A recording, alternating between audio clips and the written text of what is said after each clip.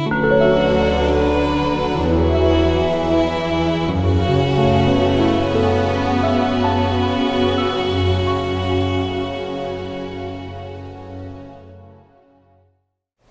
let us begin verses summarizing the parameters of the 8 consciousnesses. And hopefully let us wrap up completely the 8 consciousness study. We've been studying it for 2 years already, off and on. And maybe today we can finalize it. We've been looking at Yogacara, the study of consciousness, or Yogacara, from 9 perspectives. Today, we would like to take a look at the 8th and the 9th, the final 2, spiritual transformation towards enlightenment, and which leads sentient beings to this kind of practices and promotion and preaching, you use another word for it, would lead sentient beings to enlightenment. So we have been talking about the last 2. That's the perspectives we look at, Yogacara. Yogacara is the word for the study of consciousness too. What is Yogacara? Yogacara, what is yoga? Because we always say we want to practice yoga, and people say yoga now is used as a common word for improving health. But yoga is not just for health. Health is the surface, it's the physical body. Not only do we put importance on improving health, what is more important is improve the internal, the mental, the mind. So not just the surface, the inner mind, that is very important. One cannot change physiologically the body without changing the mind. So what is yoga? Yogacara. What is yoga? Yoga is a Sanskrit word, and if you take a look at the Sanskrit dictionary, it means union, harmony. It is in union, it is in harmony. Are we in harmony? We're not. That's why we need yoga. What is chara? Chara is to walk it, to practice it. And yoga also means, in addition to harmony and union, it also means to subjugate oneself, one's mind, to discipline one's mind, to control one's mind, to correct one's mind, and bring it to harmony. Our mind is not in harmony. Some people say, no, I'm in harmony, I haven't gone crazy. I mean, I'm okay. I'm normal. But if we look at what is normal from the perspective of Yogacara, no one is normal. You know why no one is normal? Some people are more abnormal and some people are more normal. When we say normal, we arrive at purification of all our senses. We cannot claim ourselves to be normal if we are still greedy, if we still have jealousy, hatred, vengeance, depression, anxieties, you name them. We have a lot of mental afflictions, and we can't classify ourselves as normal. The degree of normality, it depends, differs from person to person. So, Yogacara, that's what it means. Not just for help. Yoga is not just for help. It's to harmonize the mind, the mental mind, the mentality with the body, or we harmonize with the universe. In a macro sense, harmony in the universe. In a micro sense, individual is how to achieve that harmony of your mind with externalities. And so Yogacara is meant to be applied as a meditative practice, a knowledge to thoroughly understand consciousness. How do you think? A Yogacara is to study the mind, is to cleanse the mind. Every day we say we want to take a bath. You're just cleansing the body. But have you ever thought of, I need to cleanse my mind too? Is our mind always clean? If you're always clean, you won't have mental afflictions. You won't have jealousy, hatred, anxiety, greediness. You don't have that. But we only think about taking a bath to cleanse the body externally. We never thought of cleansing the mind. We need that. Just now we have half an hour to cleanse our mind. Have you been cleansing your mind though? What do you do when you're meditating in there? Your mind is still desultorily wandering in every direction. You thought about the past, you thought about the future, you have anxiety for the future, you have attachment to the past, and you're not concentrating, you're not focusing. So that's the reason why we say we want to focus first, because our mind have been always wandering all over the place, one thought after another, non-stop, we call it the monkeying mind. We never stop. We hop from one branch to another branch. This branch is called jealousy, this branch is called depression, that branch is called hatred, this branch is for greediness. You hop from greediness to hatred to anxiety to all these. But sometimes you hop to good branches.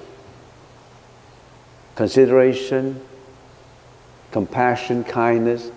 Sometimes you hop to good branches too. Not just negative though. Sometimes you're positive.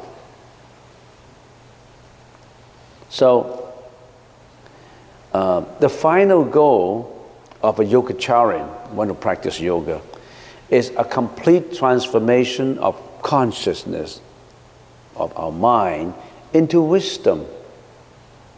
So in the perfect clarity of enlightenment, there is total awareness and complete understanding which subsumes our ego, our I, our self, and bring it to perfection, and bring it to get out of samsara. When we bring it to perfection, which we call nirvana, we'll get out from samsara. We'll get out from life and death, rebirth. We'll get out from there. So that after this body is shed off, we still have to get rid of this body. No exception. When we die, then we leave this body. This is not your final body. This is a reincarnated body because of the karmic energy that you created previously. Finally, you have to let this body go. And then you roll into the next body. The Buddha said, don't roll into the next body in the process of samsara again. You're going through the same suffering again. When this body is gone, don't continue this samsara, life and death.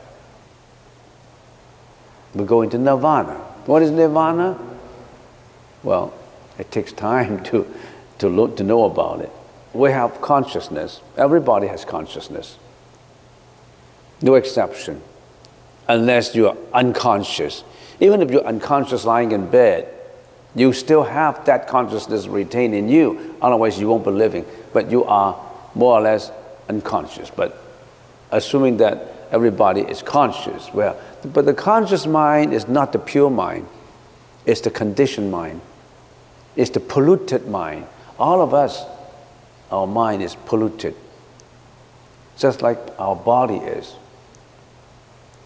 Our skin, you wash it off with soap, you wash it off with whatever you want to call it. It's just clean on the surface. Inside your body, there's bacteria, fungus, all the undigested food, all the feces in intestines. It's not clean. You may think it's clean, but it's not clean. So the consciousness that we have is the polluted, conditioned mind. Why do we say it's conditioned mind? Because we perform, it is performing according to causality, causes and effect. That we already have covered. And then there's also the absolute enlightened mind, which we call it for the purpose of calling it nirvana. Because conceptually we need a language to call it. But it's only a language that we call it. It's beyond language, beyond the conscious mind. But for the sake of calling it, we call it nirvana. There's no other term to call it. We are in samsara, which is a retribution process, mainly occurs due to the ripening of the karmic seeds of the eight consciousness. And this karmic seeds, this behavior, speech, thoughts, mislead us to attach and crave to all objects of external world through the perception, through our perceptual five consciousnesses: eye, ears, nose, body, tongue and body, and the interaction with the sixth consciousness, which we already have learned. And the seventh consciousness believes in itself and attaches to the karmic seeds of the eight consciousnesses as objects. Enlightenment requires an internal transformation of the consciousness into the great perfect wisdom, great perfection, perfect wisdom. We need to transform our consciousness, our tainted, polluted consciousness, into pure wisdom. How do we do it though? How do we transform our consciousness into enlightenment? Remember, we have been studying it only conceptually, and we practice it too at the same time. But usually, we spend much more time in the conceptual understanding than in the practice itself. In other words, we always talk about it, but we never walk the board. We're only talking about it all the time. Because you spend your time. Where do we spend our time? Every day. Eating, going about, doing various things, but we never contemplate within, to reflect, to meditate. How much time we spend on meditation every day? Some people never meditate. Some people 15 minutes, 10 minutes, 1 hour. So when you meditate, that means you bring your conceptual understanding into a practice of purification. But how often do we do that? Some people never know that they should purify their mind. They don't know the problems. Not to say practicing to purify it. They don't even know how to do it, when to do it, what's the meaning of it. They don't even know. Now we know, right? Now we know that we need to change. It's never too late. We need to change. How do we do it? Usually we only have the conceptual understanding of it, and we never practice it. And when we say, by applying Yogacara philosophy to everyday activities, we can replace subjective concepts with objective thinking about a consciousness, guided by precepts, samatha and vipassana, or guided by vinaya, concentration, and wisdom. We will reduce the burden of our retribution, stop creating unwholesome karma, nurture wholesome karma, and gradually reduce our attachment to self and craving. We understand that. We've been talking for 2 years. Conceptually, we understand all that. But have we walked the board? Have we walked it? Have we strived out the first step, continue walking the spiritual path of purification? How many people are doing that? Very few. They may walk for a little while, a few steps, and they divert into the role of confusion again, the role of greediness, the role of drinking, misconduct, lying, name them, all this diversion into misdeeds. You may not even know that you're doing misdeeds. You think you're all right. You think killing animals for food is right. You think that sexual misconduct is right. We think that being greedy about fame, reputation, and money is right. We think all of these, we think that they are right. We are right. We're doing it right. Okay. Application. transform the sixth consciousness into wisdom of cognition, transform the seventh consciousness into wisdom of non-self, transform the eighth consciousness into wisdom of great perfection, and then transform the first five consciousnesses into wisdom of helping all sentient beings in their transformation.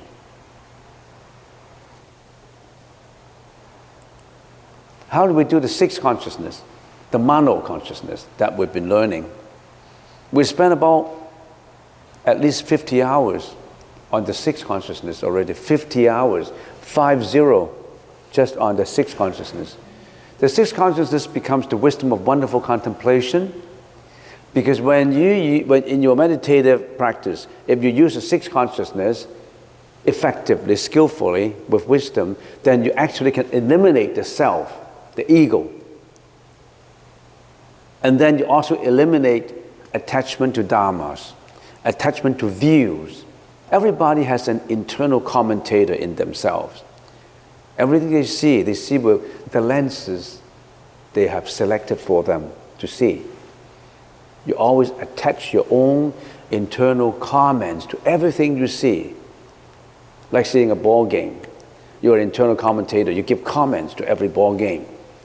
Every ball game, every internal commentator is different. I like this league. I like New York. I hate Detroit. So New York, everything New York is doing in hockey game is good, and Detroit is always bad. You know, you always attach your internal commentary to everything. So, but if you skillfully do this contemplation, you eliminate the self, the ego. And you also eliminate your attachment to views. Simply put, that's the sixth consciousness doing. The seventh consciousness becomes the wisdom of equality, with the sixth consciousness in the process of attaining the above, in the process of eliminating the self, eliminating the dharma attachment. At the same time, it purifies the ego of the seventh consciousness. And then the eighth consciousness becomes the great perfection wisdom. This happens when the seventh consciousness is purified. This wisdom is in perfect nirvana. And then the fourth, the five perceptual consciousnesses become the wisdom of successful performance in enlightening all beings. The eighth consciousness, once purified, can use and cause the five perceptual consciousness to enlighten all others. We must use our sixth consciousness skillfully, with wisdom. That's what you're doing when you're meditating. When you are meditating, first you gather up your focus, and then you use your wisdom to detach, or to use a commonly used word, to detox. Detoxification, right? To detox your mentality, to detox detox your mentality. We detox the body, but we don't detox the mind. We must detox the mind too, not just the body. When you are doing yoga, you always think of, do I have a better body? Do I have health? Am I attractive enough? Can I age slowly? You're always thinking about how to give attraction to the opposite sex. You always think about how to make you healthier so that you can live longer, to gain more enjoyment and pleasures in your senses. And so that you can gain more wisdom, you can gain more money, you can live longer. But it does not matter how long you live, you still have to die. Say if you are, sometimes I'm thinking I have an imagination. If there is a deity who can say, how long do you want to live? Say, I want to live to 200 years. Living to 200 years old is an agony. You know why? All your friends died. All your friends, your relatives, everybody died, and you live until 200 years old. In this polluted body, in this polluted consciousness, if you live forever in pure wisdom, that would be a blessing. But if you live in a polluted mind, in a body that is aging, finally, it's a suffering. It's not a blessing. But if you can use this body to purify your wisdom so that you can get rid of this karmic body and get into that which we call Buddhahood, for the sake of calling it. We don't actually have the reality of that yet. We only can understand it conceptually. So this is the process that we transform our consciousness. Every one of these require a lot of explanations, which you already have done for 2 years. But something could be very interesting in there. We always think about, how come there are miracles? How come there are, in the lower level, the deities, and then the bodhisattvas and the Buddha? How come there are saviors, we call it? Sometimes people call them saviors, bodhisattvas. How come there are people like that? Bodhisattvas will try to help. Why there are miracles? Why did the Buddha come back to this world? Why did the Bodhisattva come back to this world to enlighten beings? Let's take a closer look at the fourth one. To understand why the 5 perceptual consciousnesses, once purified, can perform miracles to enlighten others. Remember, a bodhisattva is not to enlighten oneself. They aim at enlighten all the other folks, helping others, because they're not self-centered anymore. They don't have an ego-differentiated self anymore. It subsides already. The ego is gone. When the ego is gone, you're always thinking of the mass. You're always thinking, this guy who's suffering, this body who is suffering, is the same as my body. So when he is suffering, I'm suffering too. So he always aimed to help. That's compassion. That's what we call compassion. So let's get a little bit more close into the 3 wisdoms. We well know that there are 3 kinds of wisdoms: applied wisdoms, original wisdom, and subsequently attained wisdom. And what is applied wisdom? Applied wisdom is what we apply our practices to, our conceptual understandings to, and achieve applied wisdom. Just through the diligent and persistent practice of Vinaya, meditation, and cultivation of wisdom, Jie, Ding, Hui, the practitioners become successful in the elimination of self and the elimination of attachment to dharmas. Applied wisdom is through practice. How long should be the practice? Many, many lifetimes. Could be hundreds and thousands and billions of lifetimes of accumulated practices. The fact that you come to this temple today to maybe to pick up a little bit of knowledge of meditation, or even to meditate for 5 minutes, when you come to think of it, there must be a reason. Nothing happened without a reason. The fact that you're coming today to meditate and think about, oh, I want to acquire wisdom, I want to purify myself, I want to learn about it, is not without a reason. There must be a cause for it. We call it causality. Assuming that causality, cause and effect, is a very complicated philosophy. We cannot, there's no beginning and there's no end to it. The fact that you come here, assuming that this coming here, per se, this presence here, if we cut the waterfall and say, this waterfall is incessant, but we cut it as this point is the ending point, there must be a previous cause. So if we say that, assuming that this is the ending, just an assumption, there's no ending, because this causality could go on and on and on for many lives. Assuming that this is the effect, the fact that you're coming to this temple to meditate for 5 minutes, This is the effect. What's the cost of it? There's no effect without cost, right? What's the cost? Can you trace the cost? Can you meditate on the cost?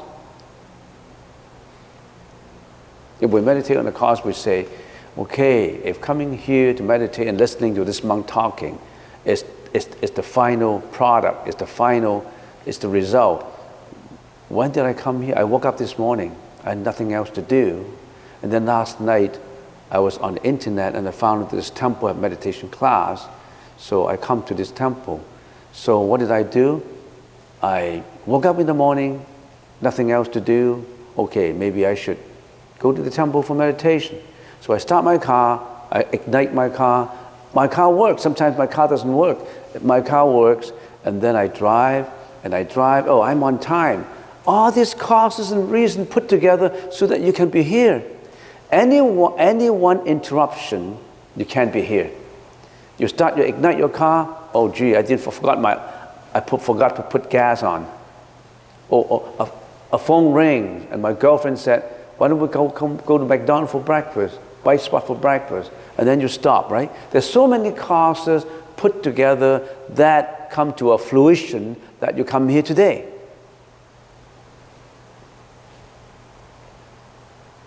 Nobody can argue no for this. There's causality. You want to pass examination, you got to study. I'm still looking for that book, as I always said, how to pass the examination without studying hard. Studying hard is the cause, one of the causes. Past examination is the result. No one can pass the examination without studying, without going to the class, without registering. So there's a cause and effect.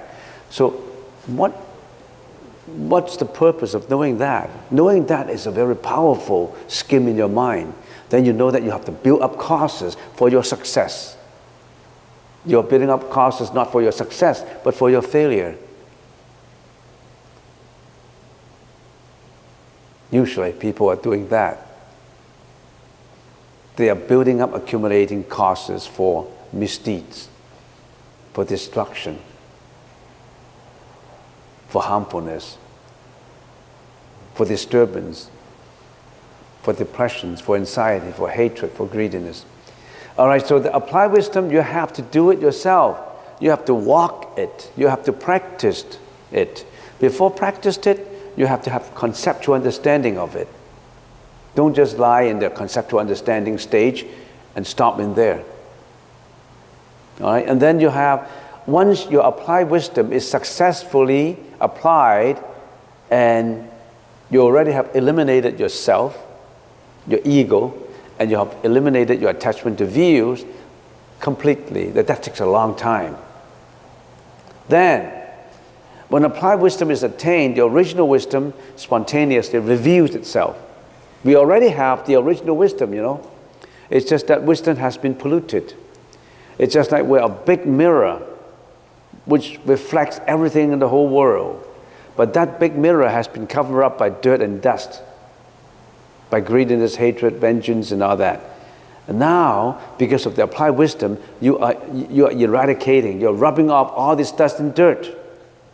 When this dust and dirt is rubbed off, it's clean, it's mopped out, then the reflectability is all revealed. And that reflectability is the original wisdom that you already have. Everyone has that original wisdom in you, in one's consciousness. So everyone can become the Buddha, not just the Buddha. Everyone can become the God. Everyone has that God in one's consciousness. It's just your God has been covered up by all our mental defilements, we call them, which were accumulated to cover the reflectability. So the original wisdom is absolute nirvana, completely pure, beyond consciousness and eternity, and all mental afflictions are gone if the original wisdom is revealed. Mental afflictions are dust and dirt on the mirror. If the reflectability is all revealed, there's no more dust and dirt, no more mental afflictions, no more defilements. The success in non-self contemplation results in purification of the 7 consciousness and the great perfection wisdom of the 8. So in other words, when your original wisdom is revealed, you are in nirvana. You become the Buddha, for example, ultimately. When you become the Buddha, when you become a Bodhisattva, close to become a Buddha, then out of compassion, you will not leave your folks behind. You are like Buddha 2,600 years ago. He came back to the world to introduce methods for purification. When he's coming back to the world, he doesn't have to, but he wanted to create a body. He wanted to create scenarios that he would be reborn, going to babyhood, being a teenager, adulthood, etc., etc., to show, to live with us. In other words, assuming that the world is a prison, we are living in a prison within seed freedom, but there were guys who were already out. And when that guy is out in the free world, he wants to come back to save all those folks who are convicts. So somehow maybe he may commit a little bit of crime so that he can get into the prison. And then once he gets into the prison, he starts to transform people in the prison. He's coming back to the prison to transform. Just like the Buddha 2,600 years ago, he's coming back to the prison to appear as a Buddha, to introduce methods of transformation. He already has revealed his original wisdom, but he wants to create scenarios through subsequently attained wisdom.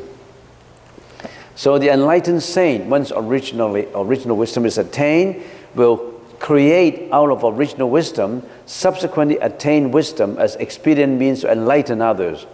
He will show to all sentient beings how to practice in order to get out of samsara and reside in nirvana, how to transform wisdom. That's the reason why we listen to all these. This is subsequently attained wisdom. What we are studying now is through language, conceptual language. The language itself is just a means, not the end. The end is the revelation of the original wisdom. But we have to apply our efforts to it to attain applied wisdom. And once the applied wisdom is successful, we want to go back to prison to save all those folks who are still suffering. Millions and millions of folks are still suffering because he's been through it. He's been through it and he wants to come back. Not just the Buddha. There's so many saints in this world who are coming back for their folks. Not only in the form of religion. Maybe Lincoln, in the form of a president, came back for emancipation of slaves. Maybe there are doctors who came back as doctors without boundaries to save victims who are suffering from poor health. So that's the reason why there were people like Norman Bethune of Canada or Albert Schweitzer of Sweden, who came back not for making money, not for reputation, just to save. And there was also Mother Teresa of the Roman Catholic coming back as a lady who saved victims in India. So these are bodhisattvas who subsequently create wisdom through all these changes, through reincarnations. They already are out of reincarnation, but they want to get back to the present and spread the gospel, using that word from other religion, to spread the truth, to spread, I don't know how to call it, nirvana, so that people understand, to get out from prison. It's not easy to get inmate prisoners out from prison. because they haven't seen the free world. They were born in it. They haven't seen the free world. They have to be told how to get out from prison into the free world. We are bounded by our desires, bounded by our greediness, hatred, to be always staying in prison. We want to break through the cocoon of mental defilements and want to fly out like a butterfly. We don't want to be a caterpillar always bounding himself in a cocoon, never get out. But you must know how to bite. You must know how to get through the, metamorphosis of change, changing yourself. Do you want to change yourself, or you still want to be in a cocoon? To be bound by the thread that you throw out to bind yourself. We're always living in the cocoon of mental defilements. We cannot get out from our own cocoon. We want to get out. We're not. You may think that your cocoon is your comfort zone, but it isn't. So, we have learned for, 2 years, off and on. I don't know the number of hours, maybe more than 200, 300. And what have we got? Have we changed? Have we determined to do it? Or are we just talking about it? Or it's difficult to practice it? It is extremely difficult to practice it. I just gave an example. Abstain from killing animals for food. It appears to be easy, but it's difficult. Can you get away from meat eating? You can't, because you're so used to this human custom, human habits of killing. You even argue that animals are meant to be killed for food, for humans. You even argue that seal should be killed for their fur. Mink should be smoked to death for the fur. That's our argument. All these are wrong. All these are killing. What do we do? What's the karmic energy we created? We usually create karmic energy out of 3 sources: the body, the mouth, and the mind, the brain. The body, how do we create karmic energy from the body? How do we create karmic energy from the body? Body means action, behavior. Our actions brings up karmic energy. Now, what did our body do? Basically, if we're only looking at if we look at, first of all, the bad side, the negative side of it, what kind of behavior? Killing, sexual misconduct. What else? Stealing. If we just categorize it broadly. Of course, sometimes we do acts that are not killing, not lying, not stealing. But if we do negative karmic energy, that our behavior performs what? Killing. You're supporting killing because you're not vegetarian yet. You're indirectly supporting the slaughterhouses to do their job. If you don't buy from, I can't mention names. If you don't buy from supermarkets all this meat, you think they will kill animals for you? Won't. So you are indirectly supporting killing. And there's other behavior. So karmic energy is created out of the body, which means the behavior that you've been performing. Not only through the body, through the what? What's the next one? Through the mouth. Your speech. What did your mouth do? What did your speech do? Lying, cursing, what else? Double tonguing, flattery. Our mouth has been creating a lot of karmic energy. Sometimes positive and sometimes negative.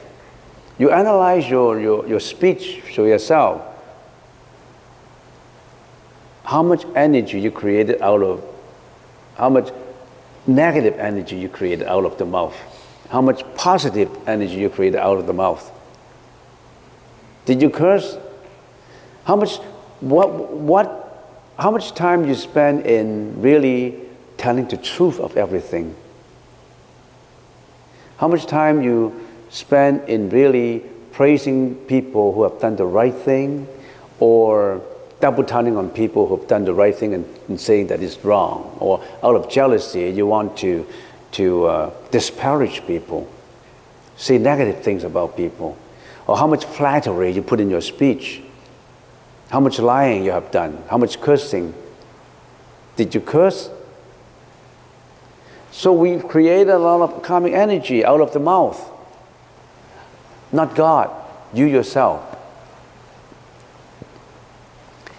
And how much energy is created out of the mind, which you can't see outside, but you're really working with the mind. Thoughts. What kind of thought we have? If we can summarize thought, we say thoughts on the negative side can be summarized as greediness, hatred, and ignorance. How much greediness you have? How much ignorance? Sometimes we are not greedy, sometimes we are considerate, sometimes we are altruistic, we're not egoistic, but how much time is on the positive side and how much time is spent on the negative side? So think about all these problems. Today is like a summary for a conclusion for Vijnana Matra, and conceptually we understand how consciousnesses work. There are 8 consciousnesses in us. We already have understood how each one works. The eye consciousness, ear consciousness, nose consciousness, tongue consciousness, and body consciousness. How do they work? And then the mano consciousness, which is the thinking consciousness, and then the 7 consciousness, which is the ego consciousness, and then the storage consciousness, which is alaya consciousness. All these we already have studied. And we have studied also how do they appear, how do they get out of control, and what are the ways to control them. We also have understood, we also have studied, we have the 8 consciousnesses in us, and when consciousness are created, not just the consciousness themselves are created, because we call each consciousness a king. And a king has a lot of ministers helping to perform. And each consciousness is the king, and each consciousness has its own ministers to help it to perform. Some ministers are good ministers, some are bad ministers. The first 5 consciousnesses, the eyes, ear, nose, and all that, have 18 ministers helping it. The mano consciousness have 51 ministers helping it. And out of the 51 ministers, 26 are bad ministers, and only 11 are good ministers. Imagine how we always perform bad deeds, because we have more unwholesome ministers helping than the wholesome ones. In other words, we don't have a majority government in our mind. We have a minority government.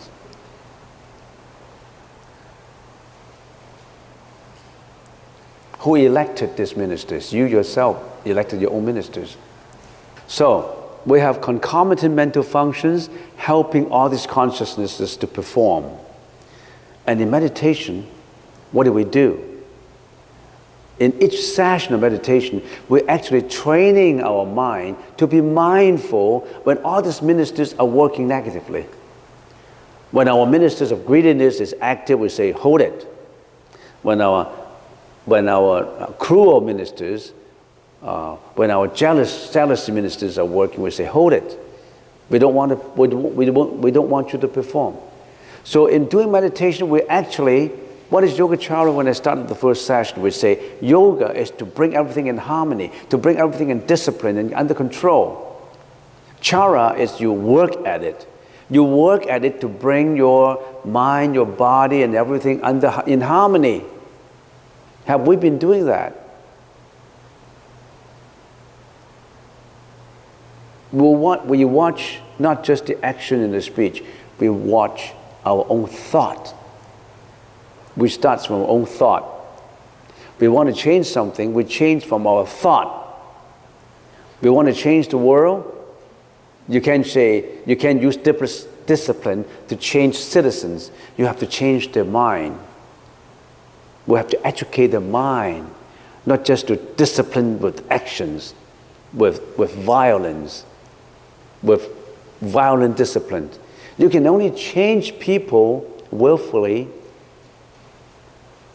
considerably, with mind changing, not just violent discipline.